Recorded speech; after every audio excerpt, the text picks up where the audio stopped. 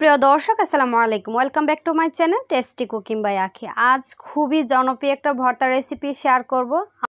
এই ভর্তাটা কিন্তু অনেকেই পছন্দ করে বা অনেকেই পছন্দের তালিকায় আছে। এই ভর্তাটা কিন্তু হোটেলে অনেকভাবে বানায় বা অনেকভাবেই কিন্তু খাওয়া হয়। চলুন তাহলে দেখি এই ভর্তাটা কিভাবে করবেন, খুবই মজার করে।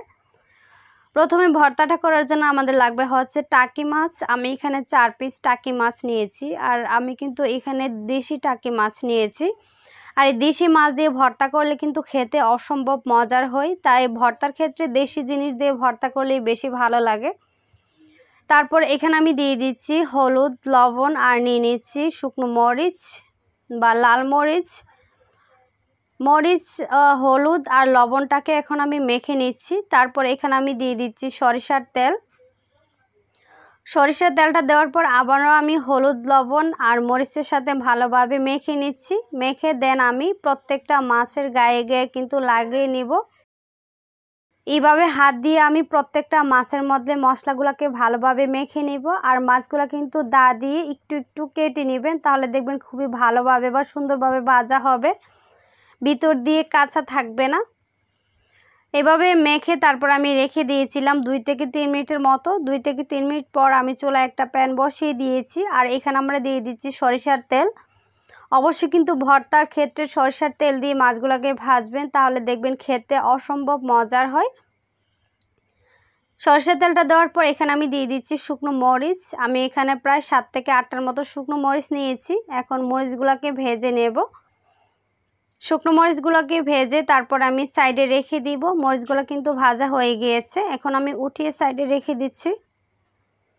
তারপর এই তেলের মধ্যে এখানে আমি দিয়ে দিচ্ছি রসুনের কোয়া। আমি এখানে একটা আস্ত রসুন নিয়েছি। রসুনগুলোকে কিন্তু এভাবে ছোট ছোট কিউব করে কেটে নিয়েছি।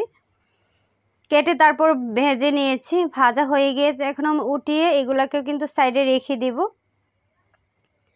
এগুলোকে সাইডে রেখে তারপর আমি এখন দিয়ে দিব মাছগুলোকে, যে মাছগুলোকে আমি ম্যারিনেট করে রেখে দিয়েছিলাম।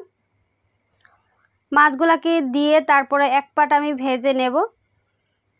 3 থেকে 4 মিনিটের মতো এক পাট ভেজে নিয়েছি। এখন আমি উল্টিয়ে দিচ্ছি। দেখেন এক পাশ কিন্তু খুবই ভালোভাবে ভাজা হয়ে গিয়েছে। আর মাছ ভাজার ক্ষেত্রে কিন্তু চুলার আঁচটা মিডিয়ামের চেয়ে নিচে রাখতে হবে। আর একেবারে হাই হিটে যখন মাছ ভাজতে যাবেন তাহলে কিন্তু মাছগুলো পুড়ে যাবে। এই যে দেখেন মাছগুলো কিন্তু এক পিঠ ভাজা হয়ে গিয়েছে, আমি উল্টিয়ে দিয়েছি। এখন আমি অপর পিঠ ভেজে নেব। অপর পিঠ ভাজার জন্য আরও 7 থেকে 8 মিনিটের মতো আমি মিডিয়ামের চেয়ে নিচে চুলার আঁচ রেখে ভেজে নিয়েছি। একটু টাইম নিয়ে কিন্তু মাছগুলোকে ভেজে নিতে হবে। দেখেন আমার মাছগুলো কিন্তু 2 পাট খুবই ভালোভাবে ভাজা হয়ে গিয়েছে। এইভাবে লাল লাল করে মচমচ করে ভেজে নেবেন, তাহলে দেখবেন ভর্তা খেতে খুবই ভালো লাগবে। এখন আমি মাছগুলোকে উঠিয়ে নিচ্ছি। মাছগুলোকে উঠিয়ে আমি সাইডে রেখে দিব। সাইডে রেখে দিয়ে তারপর এই তেলের মধ্যে আমি দিয়ে দিব পেঁয়াজ কুচি। পেঁয়াজটাকে কিন্তু একেবারে লাল লাল করে ভাজবো না, কিছুটা নরম করে পেঁয়াজগুলোকে আমি ভেজে নেব।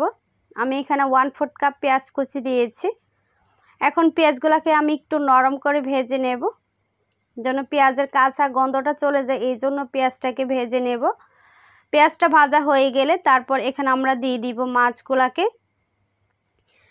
মাছগুলোকে কিন্তু আমি কাটাগুলো বেছে তারপরে এখানে দিয়ে দিয়েছি। মাছ আর পেঁয়াজটাকে এখন আমি আরও 3 থেকে 4 মিনিটের মতো ভেজে নেব। আর এরকমভাবে ভর্তা করলে কিন্তু ভর্তাটা খেতে অত্যন্ত মজার হয়। 2 থেকে 3 মিনিটের মতো মাছগুলোকে ভেজে তারপর উঠিয়ে নিব। আমার মাছগুলো কিন্তু ভাজা হয়ে গিয়েছে, এখন আমি মাছগুলোকে উঠিয়ে সাইডে রেখে দিব। তারপর মরিচগুলোকে এইখানে ভেঙে নিয়ে নিয়েছি। তারপর এখানে আমরা দিয়ে দিচ্ছি রসুন কোয়া বা রসুনের ভাজা। রসুন ভাজাগুলোকে দেওয়ার পর কিন্তু এগুলোকে কিন্তু হাত দিয়ে চটকে ভেঙে নেব। পেঁয়াজ আর রসুনটাকে একসাথে আবারও ভালোভাবে মেখে নিচ্ছি। আর এখানে আমি দিয়ে দিচ্ছি স্বাদ মতো লবণ। লবণটা দেওয়ার পর আবারও আমি হাত দিয়ে ভালোভাবে মেখে নেব। মাখা হয়ে গিয়েছে, তারপর এখানে আমরা দিয়ে দিব সরিষার তেল। আর সরষের তেলটা অবশ্যই দিবেন, সরষের তেল ছাড়া কিন্তু ভর্তার কথা ভাবাই যায় না। সরষের তেলটা দেওয়ার পর আবারও আমি ভালোভাবে মেখে নিচ্ছি।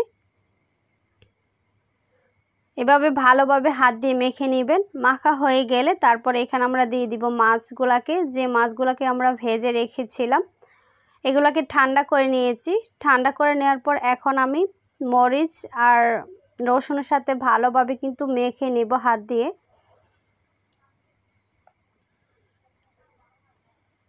দেখেন আমার মাছগুলা কিন্তু মাখা হয়ে গিয়েছে। এখন আমি মাছগুলাকে একটু শেপ দিয়ে নিব। তার আগে এখানে আমরা দিয়ে দিব ধনিয়া পাতা কুচি।